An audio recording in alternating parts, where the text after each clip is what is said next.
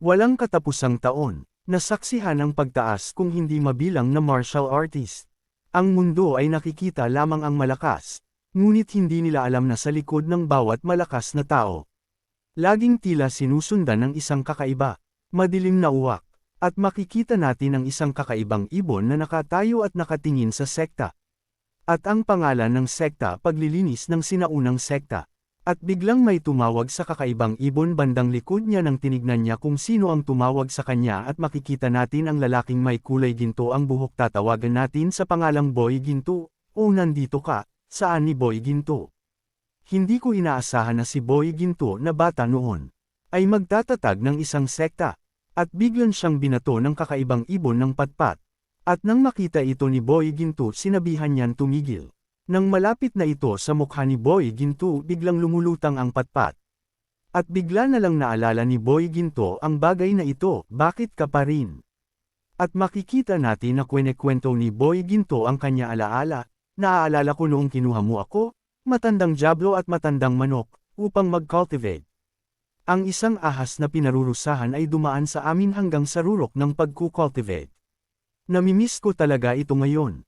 At makikita naman sa ekspresyon ng mukha ng kakaibang ibon na wala siyang pakialam at nasabi niya na lang blaa. Narinig ko yun. At tinawag ni Boy Ginto ang kakaibang ibon at sinabi niya, hindi ko alam kung gaano katagal ka nabuhay, hanggang kailan ka mabubuhay. Ngunit tiyak na mabubuhay ka ng mas mahaba kaysa sa akin. Kaya't nais kong tanungin ka, kung isang araw wala na ako. Mangyaring, patuloy na tulungan akong protektahan ang paglilinis ng insenso ng sinaunang sekta. Pagtatatag ng isang sekta ang aking habang buhay na ambisyon, hindi ko nais na mangibabaw sa mainland. Inaasahan ko lang na ang aking sekta na angkan ay makukuha ng isang lupa.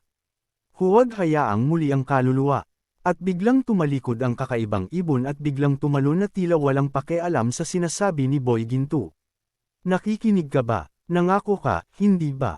Sigaw na sabi ni Boy Ginto sa kakaibang ibon habang ito ay lumilipad paalis.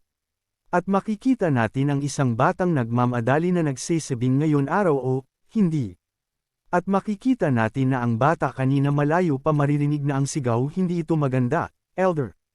Elder, may isang binata sa paanan ng bundok na sumisira sa bundok. Sabi niya sakin gusto niya maging punong alagad natin. At walang masabi ang pinuno nila. At sabi ng isang elder, patay na ba ang mga alagad na namamahala sa pagbantay ng pintuan? Ang taong ito ay naghahanap ng kamatayan. Bakit hindi nila siya sinipa? Mayroon siyang ay may paglilines ng insenso ng sinaunang pagkakasunod-sunod. Sagot ng bata na may halong kaba. At bilang samabi ang pinuno nila dalhin mo siya dito. Biglang may nagsalita hindi na kailangang mag-imbite pa. Nandito na ako, sabi niya na may maangas na mukha. Ang pangunahing alagad ay dumating upang mag-ulat.